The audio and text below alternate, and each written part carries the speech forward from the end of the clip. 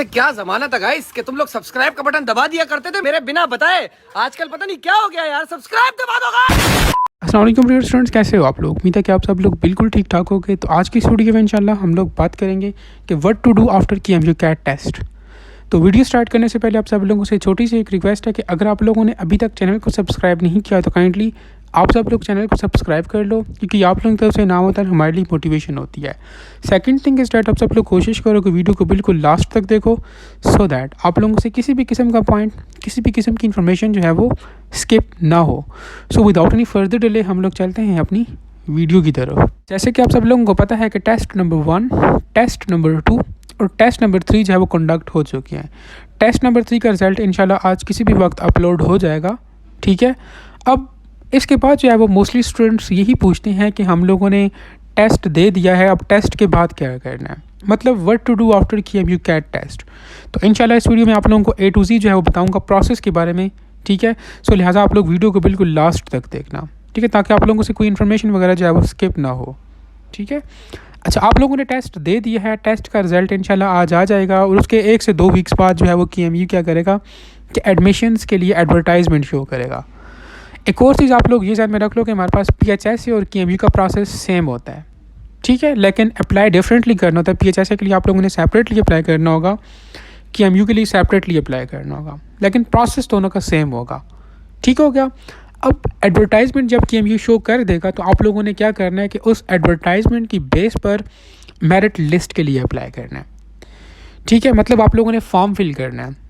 वो फॉर्म कैसे फिल करना है वो इंशाल्लाह जब भी एडवर्टाइजमेंट शो होगी तो मैं इंशाल्लाह इन दी फॉर्म ऑफ वीडियो जो है आप सब लोगों को गाइड कर लूँगा, लाइक आप लोगों ने उस फॉर्म को फिल कैसे करना है। उसमें आप लोगों ने पर्सनल डिटेल्स ऐड करनी होती हैं, वो तो सब कर लेते हैं।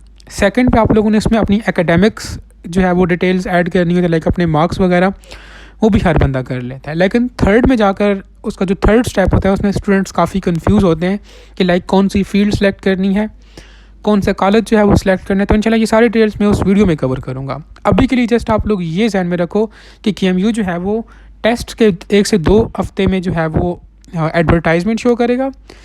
एडवर्टाइजमेंट शो होने के बाद आप लोगों ने मेरिट लिस्ट के लिए अप्लाई करना होगा, मतलब फॉर्म फिल करना होगा।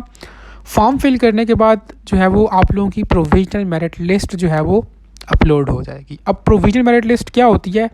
प्रोविजनल मेरिट लिस्ट वो मेरिट लिस्ट होती है जिसमें आप लोग चेंजेस करवा सकते हो। फॉर एग्जांपल किसी स्टूडेंट ने जब वो डिटेल्स ऐड की हैं लेकिन मेरिट लिस्ट में जो है वो उसके मार्क्स या उसकी कोई भी डिटेल जो है वो गलत पुट की गई है, सो वो क्लेम कर सकता है, ठीक है। वो अपनी उसको मतलब चेंज करवा सकता है, अपने मार्क्स को ठीक करवा सकता है या अपनी डिटेल्स को करेक्ट करवा सकता है। प्रोविजनल मेरिट लिस्ट के बाद जो है वो फाइनल मेरिट लिस्ट अपलोड हो जाती है, लेकिन फिर स्टूडेंट फाइनल मेरिट लिस्ट में कोई चेंजेस नहीं करवा सकता। एक मरतबा अगर फाइनल मेरिट लिस्ट अपलोड हो जाती है तो फिर आप लोग उसमें कोई चेंजेस नहीं करवा सकते। बेशक आपके मार्क्स 910 लगे हुए हैं और जो है वो आप लोगों के मार्क्स 950 है, तो आप लोग उसमें चेंज फिर नहीं करवा सकते। सो लिहाजा प्रोविजनल मेरिट लिस्ट और फाइनल मेरिट लिस्ट में यही डिफरेंस है कि आप लोग प्रोविजनल मेरिट लिस्ट में चेंजेस करवा सकते हो। वो आई थिंक 1 से 2 दिन होते हैं, वो आप लोगों के साथ सारी डिटेल्स शेयर करूंगा कि कितने दिन में आप लोग को करवा सकते हो।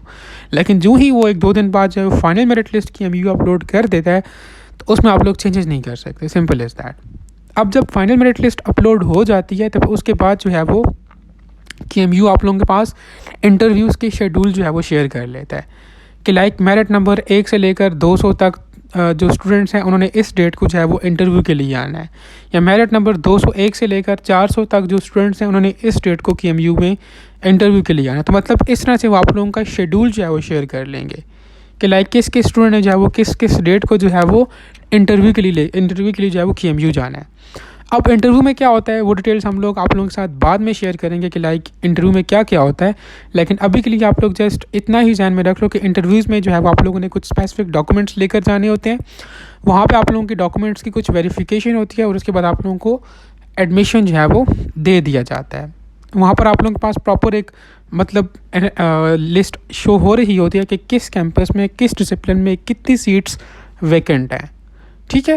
तो आप लोगों ने फिर उसके अकॉर्डिंगली जो है वहाँ पे सिलेक्शन करनी होती है। ये इंशाल्लाह डिटेल्स आप लोगों के साथ साथ शेयर होती रहेंगी, इसलिए मैं कहता हूँ कि आप लोग हमारे साथ कनेक्टेड रहो ताकि आप लोगों से कोई प्रोसेस मिस ना हो, ठीक है। ये एक अच्छा खासा लंबा प्रोसेस है, ठीक है। कहीं पे भी आप लोगों ने अगर गलती कर ली तो आप लोगों का बहुत कुछ नुकसान हो सकता है। सो लिहाजा स्टे कनेक्टेड रहो, इंशाल्लाह स्टेप वाइज आप लोगों को जो हम लोग बिल्कुल लेकर चलेंगे, उस वक्त तक नहीं छोड़ेंगे जब तक आपका KMU में एडमिशन कन्फर्म नहीं हो जाता, ठीक है। अच्छा, इंटरव्यूज़ जो है वो होने के बाद जो है वो आप लोगों को वहाँ से स्लिप मिलती है, वो आप लोगों ने बैंक में सबमिट करनी होती है विद इन 1 to 2 डेज़, ठीक है। फिर उसके बाद आप लोगों ने एक स्लिप अपने पास रख लेनी होती है। एक स्लिप चाहे अगर आप पेशावर हो तो फिर आप लोग वो बाय हैंड KMU में जाकर सबमिट करते हो ताकि आपका एडमिशन कन्फर्म हो जाए।